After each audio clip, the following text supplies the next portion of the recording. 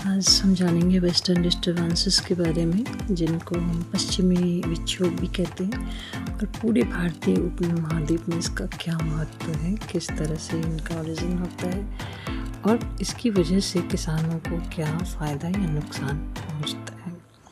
पश्चिमी विक्षोभ या वेस्टर्न डिस्टर्बेंसेस जो है भूमध्य सागरीय क्षेत्र में उत्पन्न होते हैं, और ये उष्णकटिबंधीय तूफान है जो भारतीय उपमहाद्वीप के उत्तर पश्चिमी भागों में अचानक शीतकाल में बारिश करते हैं और इसके अलावा हिमपात भी लाते हैं। अगर इनकी ओरिजिन देखें तो ये भारत, पाकिस्तान, नेपाल और बांग्लादेश में कृषि पारिस्थितिकी की स्थिरता के लिए बहुत ही महत्वपूर्ण माना जाता है। और इस एरिया में किस तरह से ये प्रभावित करता है, आमतौर पर दिसंबर से लेकर मार्च के बीच में जो ये शीतकालीन बारिश वर्षा का कारण बनते हैं।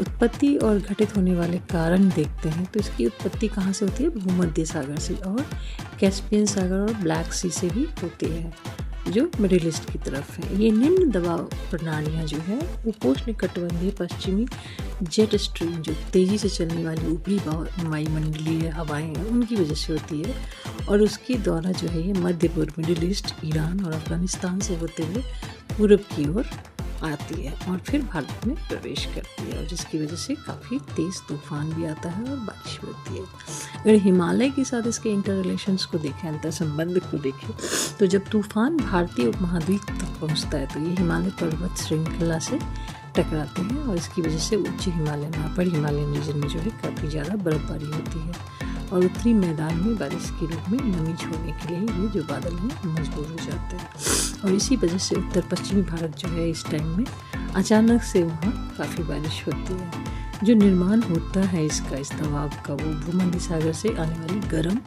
नर्म हवाओं और यूरोपीय ध्रुवीय क्षेत्रों से आने वाली ठंडी शुष्क दोनों हवाओं के संक्रमण के कारण होता है।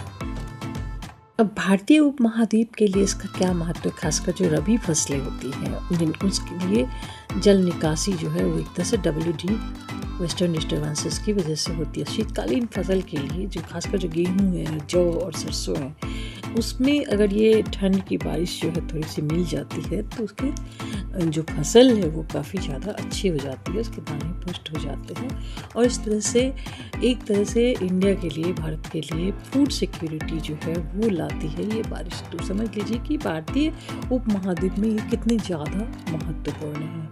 जल संसाधन के लिए भी बहुत अच्छा होता है, क्योंकि हिमालय में जो जमा बर्फ़ है वो गर्मियों के दौरान ऑलरेडी जो है काफ़ी ज़्यादा निकल चुकी होती है। सिंधु, गंगा और उनकी सहायक नदियों सब में ये बारहमासी नदी को जो है जल प्रदान के लिए ये जो शीतकालीन बारिश है और हिमपात है वो जो है बहुत एक बूंद का काम करता है, और इससे पानी की निरंतर आपूर्ति जो है सुनिश्चित हो जाती है। तो अभी हम देखेंगे हिमालयन जो क्षेत्र है, हमारा हिमालयन एरियाज, उसमें भयंकर बर्फबारी हो रही है।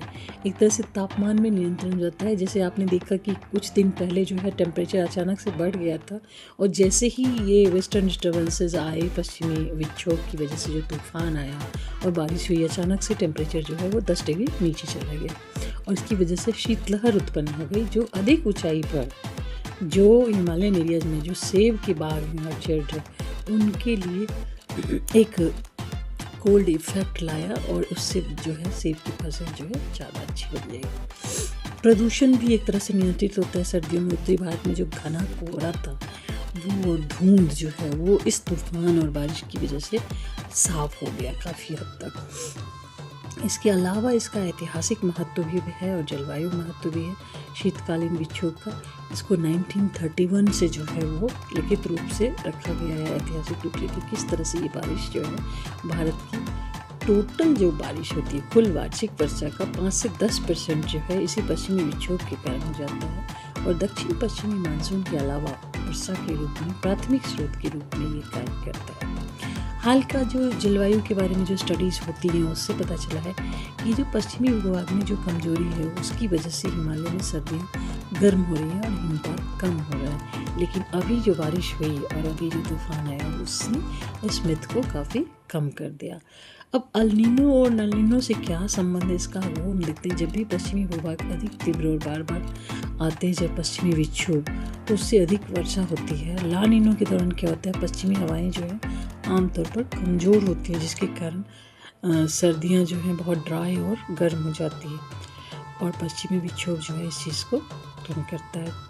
जो चरम नुकसान है इसकी वजह से, वेस्टर्न डिस्टर्बेंसेस की वजह से, वो है कि हिमालय क्षेत्र में बहुत ज़्यादा बारिश से जो है लैंडस्लाइड्स हो सकती हैं और हिमस्खलन हो जाता है और अचानक से बाढ़ भी आ जाती है, जो कि बेमौसम बरसात की वजह से होती है।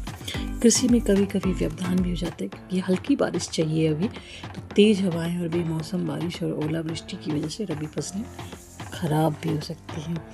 ट्रांसपोर्ट में भी काफ़ी ज़्यादा व्यवधान है। अचानक से तूफान जो था उसकी वजह से और भारी बर्फबारी की वजह से जो हिमालयन क्षेत्र है वहाँ पर जो है ट्रांसपोर्ट बिल्कुल रुक जाता है, हवाई यात्रा रुक जाती है, रेल परिवहन प्रभावित होता है, और सड़क यातायात जो है वो लैंडस्लाइड की वजह से जो है वो रुक जाता है।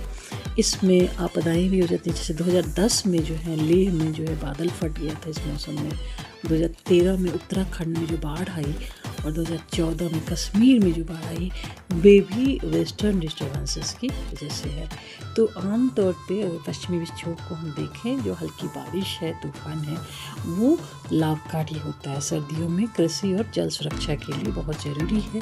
लेकिन चूँकि जलवायु परिवर्तन बहुत ज़्यादा हो रहा है और इसकी बढ़ती तीव्रता की वजह से कभी कभी जो है वेस्टर्न डिस्टर्बेंसेस की वजह से आने वाली शीतकालीन बारिश और हिमपात जो है वो अभिशाप भी हो जाता है। इसकी वजह से जान माल का भारी नुकसान पहुंचता है, कृषि को काफ़ी ज़्यादा क्षति पहुंच जाती है।